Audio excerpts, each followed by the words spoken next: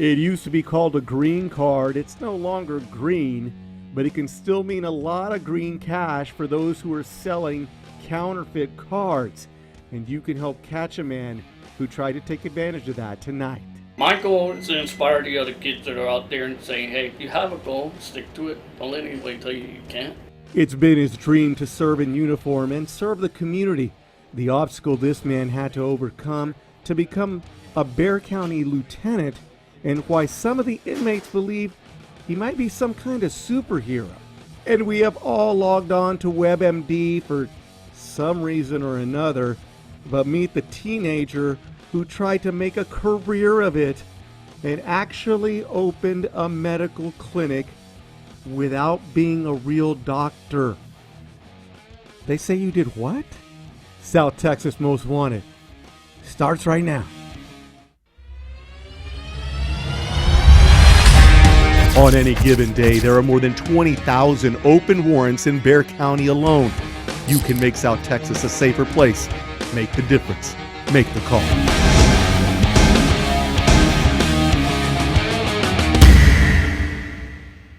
Good evening and welcome to tonight's South Texas Most Wanted. You know, it's a hotly debated topic and one that has made a lot of states a lot of money, like Colorado. We're talking about the legalization of marijuana. 23 states have already done it. Unfortunately, for our first fugitive tonight on South Texas Most Wanted, Texas is not one of them. Hector Tubriata is wanted by U.S. Marshals for allegedly violating conditions of his supervised release. In 2001, Tubriata was sentenced to 5 years in federal prison for possession for intent to distribute marijuana. Now, keep in mind, federal prison is real time. There is no early release there. So after doing his 5 years, Tubriata was also ordered to serve 3 years of supervised release. According to authorities, he violated that probation when he was identified as a murder suspect in the shooting of a man at a San Antonio bar in December of 2006. A warrant was issued for his arrest, and Tubriata has not been seen since. Now, depending on the circumstances of the case, our defendant could be looking at 30 to 90 years in prison or even the death penalty. We're told the 41-year-old has family members living in the San Antonio area, but he also has family in Coahuila, Mexico. Marshals believe he may have left to Mexico after the murder, but has now returned and could still be hiding out here in San Antonio. If you have any information on the whereabouts of Hector Tubriata, call us on our South Texas hotline, the number 210-462-1747. Again, 210-462-1747. Make the difference. Make the call. Authorities need your help catching up to some suspects who are currently on the run. Steven Vargas is wanted on a charge of aggravated assault with a deadly weapon.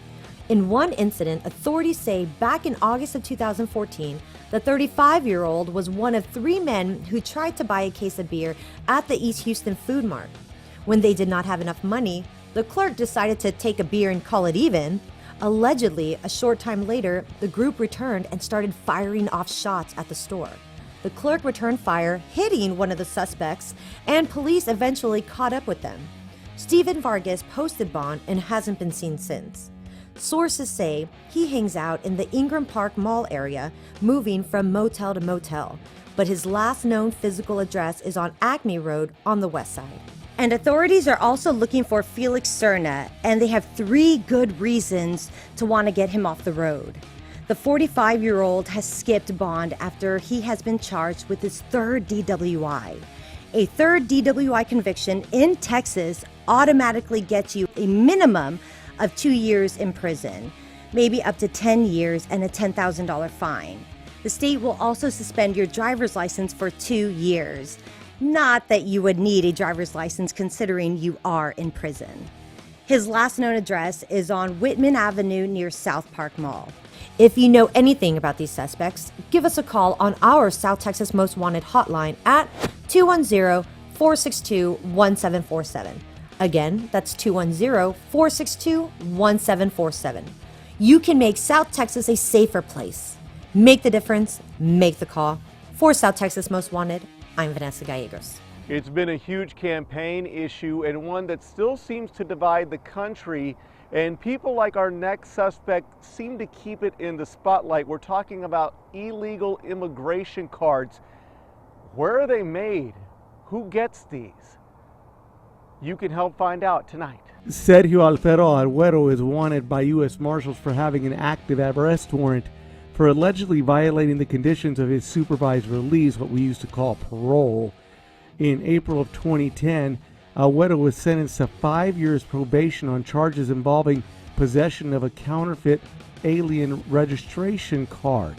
The so-called counterfeit green card is still a hot item on the black market, going from anywhere between $250 and $2,000 depending on the quality. Now, it is worth noting the United States did not even require green cards until 1940, and today they are not even green.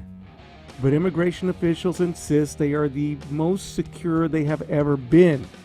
Green card fraud is a felony and punishable by at least 5 years in prison and a hefty fine. Still, in April of 2015, Arguero allegedly violated conditions of his supervised release because he failed to report to his probation officer and absconded from supervision. That's right, I said absconded. Look it up, people. His last known home here in San Antonio was on the northeast side, but Arguero was originally born in Mexico, so there is some fear he may have taken off over the border. Either way, U.S. Marshals want to catch up with 22-year-old Sergio Alfredo Arguero. If you have any information on his whereabouts, give our South Texas hotline a call. Make the difference. Make the call. Still to come, the inspiring story of a local Bexar County lieutenant who overcame a deficit to fulfill his lifelong dream. And you know your tips and information are already making all the difference. More to come on South Texas Most Wanted.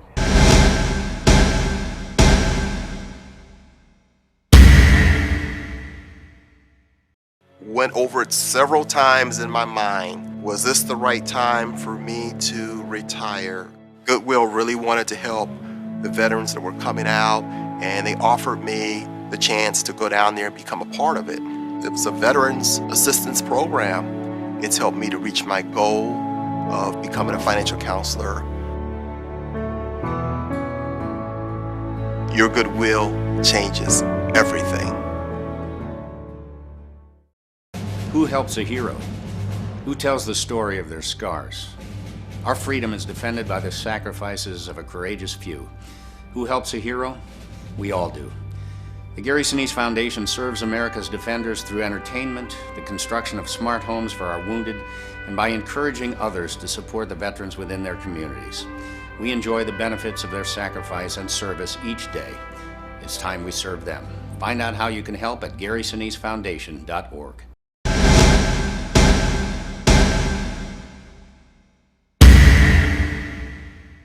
With over 900 full-time and part-time deputies working the detention facility, he is unique.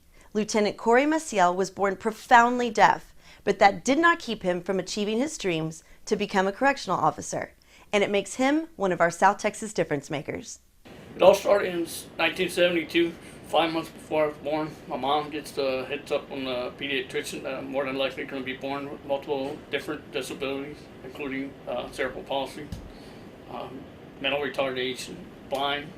So she had a decision to make, and the time period where you had to make a decision before you can terminate the pregnancy, that was just the deadline. And she decided, she got a message. And when she was sleeping in a dream, said, you know what, you're going to have a beautiful child, you're going to be born. So in 1972, on November 7th, I was born at 1:48 morning. Even before I had the ability to talk, speak, walk, pediatrician already told her I will never hear, I will never talk. And my mom was a fighter from the get-go. She told him, no, I'm going to prove you wrong. It started at first grade. They started giving me an interpreter. It started right there where I started getting self-conscientious about my hearing impairment because I was the only kid that had an interpreter. And I started having difficulties with the teachers because the teachers had very little understanding about hearing impairment. They had to be talked to by an interpreter and tell the interpreter, hey, this is how it worked. The struggle didn't really start till about 7th or 8th grade, because that's when you start having the ability to identify with other kids. And I had a very hard time identifying with the kids, because the kids didn't understand the big old hearing aid on the back of the ear. Along the way, I run into different role models. My uncle, my dad's side, was a police chief, and he would always admonish me for fighting. But what I looked up to him was the uniform. How much reverence that people had in his uniform, how much respect he had, and it was very intimidating. But at the same time, I was like, wow, what do I have to take to show them that I'm just like them? The only difference is I can't hear. So I struggled that for a while. But in elementary and going right before high school, they would send me to New Hampshire for a summer camp, with Grottenwood, New Hampshire, with a whole bunch of other deaf kids. It was just, wow, I feel cool. Now I'm going to hang out with everybody. I can sign, we can talk. Majority of the kids can talk. So that's when I started realizing, I had the struggles, I had to struggle in high school. What did I do to get fit in with the kids? Of course, the island in the wintertime, there was nothing to do. No movies, no arcade gamer, no beach, nothing. So we partied. We drank. I felt fit. But the drinking part got out of hand. And I learned that from my dad. My dad was a hard-working man, 3 jobs. Come home, what's the first thing you do to relax? Just drink alcohol. And it got ugly, and it was a very dysfunctional time. So in 1989, all these teachers pulled around me and said, hey, look, you need a decision. You need the help. Because I kept running away from everything. I was like, no, I don't need help. I'm fine. Get a chip on the block. But this is amazing. At the time that I was back in high school, I still played sport. I still was very active. I went to Catholic retreat just to get an idea of where I need to go in my life. So in 1989, I went to New Hampshire to get rehabilitation, get help. It was more to find a way to stop drinking was the big problem. I started realizing a lot of it was to escape the fact that I felt like I was being different. How do you get along right now? I mean, do you have hearing aids? Are you good at reading lips? How does that? A combination of everything. I have hearing aids. It went from analog hearing aids now to digital. They're real fancy ones. I managed to get the state to help me out with that because it's $5,000 each for each hearing aid. So it's really neat. I can get it Bluetooth. I'll be driving, hands-free stuff, a lot going on now. Leave the phone in the holder, and I just hit the button on my mic, and it goes straight to my hearing aid. A lot of the incidents we have in the facility, I can catch it before it gets into a full-blown situation. I had a sergeant that came in one time when I first started in 2006. I worked in 8 towers. I see 2 guys on the top tier talking to each other. Just jawing at each other. I'm reading their lips. Perfect. Let's catch a cell in 12 so we can take care of business. I'm calling the sergeant to say, hey, they're about to catch a cell in 12. How do you know that? They're way up on the top tier. So I carried the joke around a little bit, and the inmates would walk around, and man, he's got supersonic hearing aids. He can hear everything in here. And I'm like, okay, think whatever you want to think. I just laughed about it. And that police officer back home, you'll never be a police officer. You have hearing aids on your ears. You just might as well find something else. I'm here now. My goal is to inspire the other kids that are out there and saying, hey, you have a goal, stick to it. Don't let anybody tell you can't. Lieutenant Maciel credits his mother with being his biggest supporter and advocate and making him understand that he could contribute to the community just like everyone else. For South Texas Most Wanted Difference Makers, I'm Trudy Stone. A great guy, an inspiring guy. All right, you have one, I have one, everyone has one. We're talking about credit cards. We're also talking about credit card fraud. It is still big business. Just find out how big it is in Texas and how you can help catch a fugitive tonight. Also, he is only 18 but claims to be a doctor, not here, but find out where and find out how he got away with it. They say you did what? South Texas Most Wanted. We'll be right back.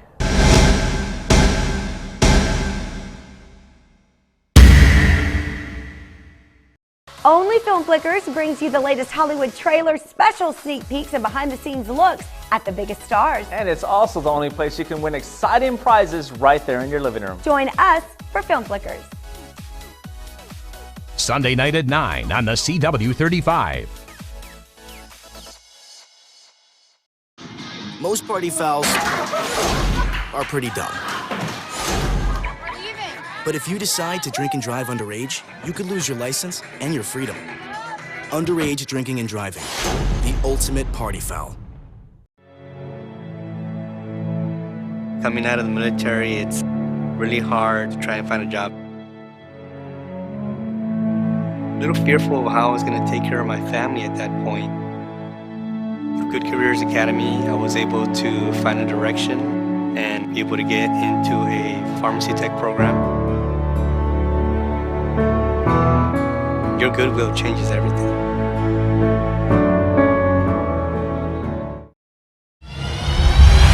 On any given day, there are more than 20,000 open arrest warrants in Bexar County alone. You can help change that. Watch South Texas Most Wanted, Saturday nights, only on Fox San Antonio.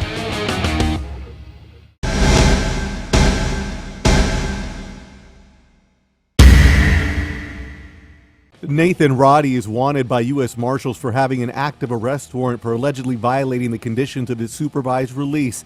Back in August of 2010, Roddy was sentenced to 41 months in prison on charges involving possession of a firearm by a convicted felon and credit card fraud. Now, credit card fraud is big business. Most of the people I know have had to deal with it at some point. Florida leads the nation in credit card fraud, but Texas does make the top 10.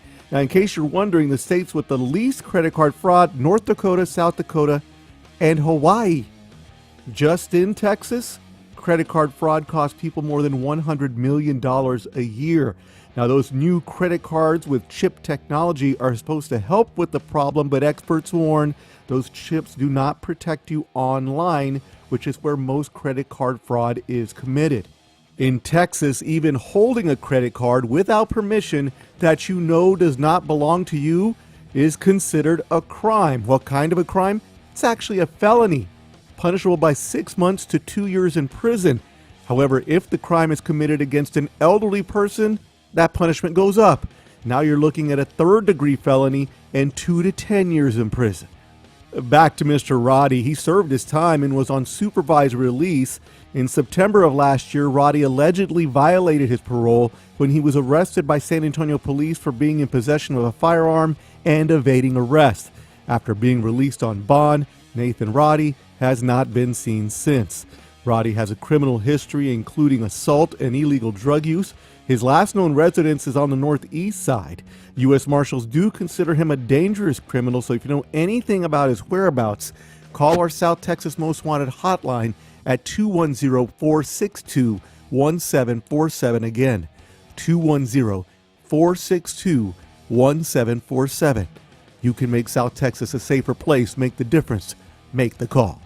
Your tips and information are making all the difference, and they are part of the reason why these next suspects are no longer on the run. Bobby Stewart was picked up by police on charges of fraud for having a false ID, possession of less than a gram of a controlled substance, and theft. It may not sound like a whole lot, but when you roll those charges together, Stewart could be looking at more than 24 months in prison. Authorities caught up with the 35-year-old on Burke Avenue just off of Zarzamora on the south side. And Benjamin Escobedo has been arrested for indecency with a child by contact. Escobedo was taking his lunch break in his car at a job site south of the city near Pleasanton. That's when he was spotted by local bounty hunters. They contacted authorities who showed up at the site and arrested Escobedo. In Texas, indecency with a child by contact is considered a second-degree felony, and Escobedo could be facing up to 20 years in prison. You can make South Texas a safer place. Make the difference, make the call. For South Texas Most Wanted, I am Vanessa Gallegos. Okay, before this next story, let's get this out of the way. I'm not a doctor. I don't play one on TV, which means I have the exact amount of medical credentials as the subject of this next story. They say you did what? It's tough out there for a teen today. I mean, everyone's always trying to tell you what to do. Go to school, clean your room, don't illegally open a health practice in Palm Beach and take advantage of the elderly. Gosh, Mom, get off my case! I gotta be me. Apparently, Malachi A. Love Robinson's incredibly fake-sounding name was the only thing real about the New Birth, New Life Center he opened in Palm Springs. He billed himself as a full-fledged doctor, specializing in holistic medicine. His patients claim that he only specialized in checking up on their checkbooks. According to the Today Show, one woman says that she had her checks stolen from her while visiting him, and then he tried to cash them. On the website he allegedly created to make the scam work, he actually took a pretty nice photo of him. Oh my God, look, he even did the chin lean. That's fantastic. He also had a pretty smart-looking bio where he claimed to be a specialist in things like mechanotherapy. Like that's that is a real thing. Wow, that kid did his homework. I mean, not in the like actual pre-med in an accredited university kind of homework, but still, good job. The modern-day Catch Me If You Can kid was actually caught by undercover cops who were posing as patients. They even let him do a full physical on them before they arrested him and charged him with practicing medicine without a license. Actually, it should have been practicing medicine without a license again.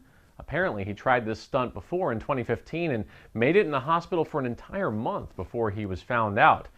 I guess that means it's time to open a private practice? Though his days of playing doctor are probably over, I still see a bright future for this kid. Who knows? Maybe one day he'll even join the FBI. Pretending to be a TV reporter, this is JT Street with this week's They Say You Did What? See, this is why I have only one doctor, and I've had him like forever. I love you, Dr. Eddie. All right, coming up, it's a brand new center offering mental help for children and families who need it the most. South Texas Most Wanted. We'll be right back.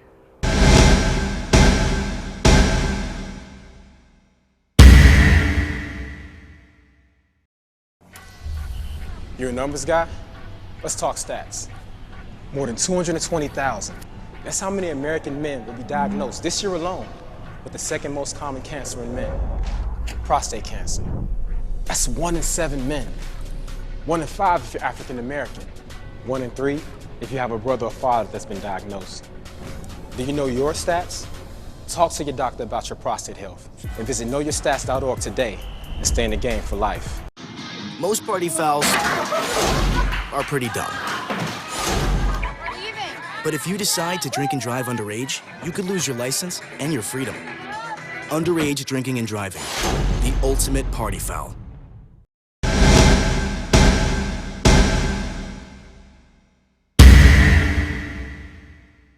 They call it a place where hope becomes reality. The Harvey Najum Hope Center is a specialized trauma-focused outpatient mental health clinic. They say they treat the root cause of child abuse not by asking what is wrong, but by asking what has happened to you. And that's what makes them a South Texas difference maker. Our services are open to anyone in San Antonio who has had the experience of trauma in their lives. Children who come to the children's shelter typically have been brought here by Child Protective Services or by San Antonio police officers, and it's typically because they're removing them from some situation that has caused them harm or has the potential of causing them harm. And so once they arrive here, we see them here at the Hope Center. Our therapists and social workers begin to work with them so that we can begin the process of healing for them. What we felt that we were missing is that we weren't really addressing their mental health needs, and so that's why we decided we would create the Hope Center. And it's different than any other outpatient clinic for children in San Antonio. The Hope Center is an outpatient mental health clinic, and it specializes in treating children and families that have been affected by abuse, neglect, or abandonment.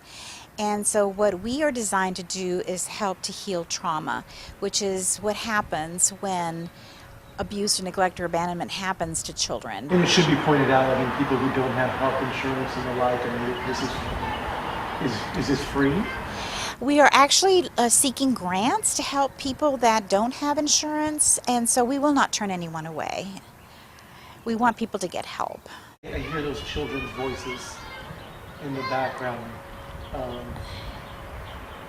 Obviously, it's a nice thing to hear because they're having fun. Mm-hmm.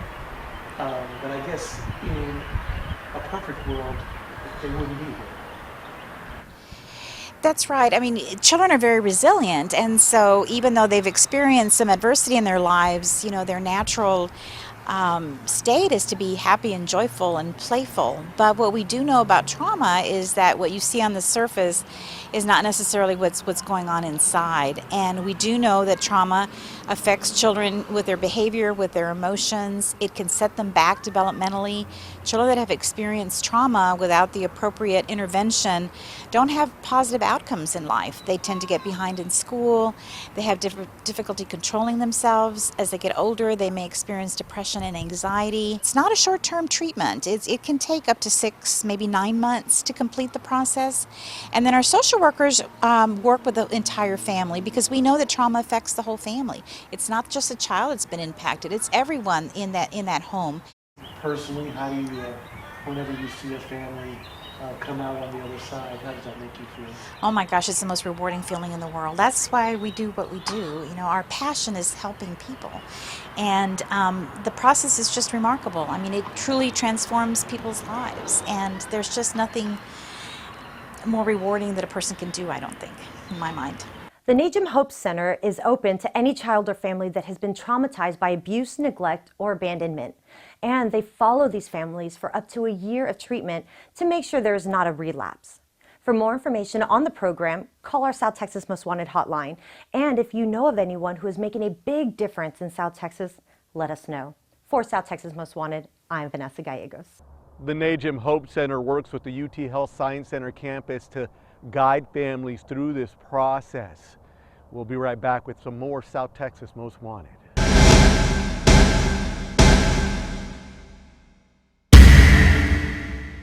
Only Film Flickers brings you the latest Hollywood trailers, special sneak peeks, and behind-the-scenes looks at the biggest stars. And it's also the only place you can win exciting prizes right there in your living room. Join us for Film Flickers.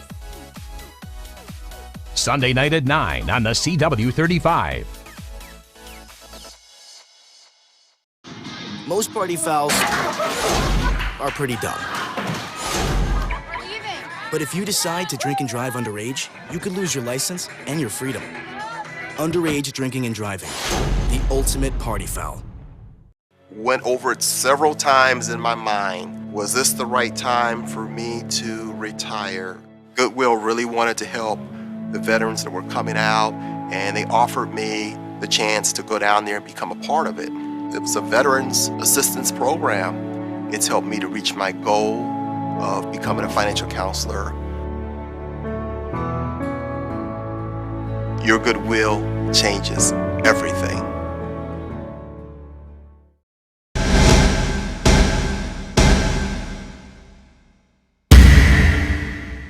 Once again, thank you for staying up late with us tonight. You can make South Texas a safer place. Make the difference. Make the call. For South Texas Most Wanted, I'm Michael Valdez.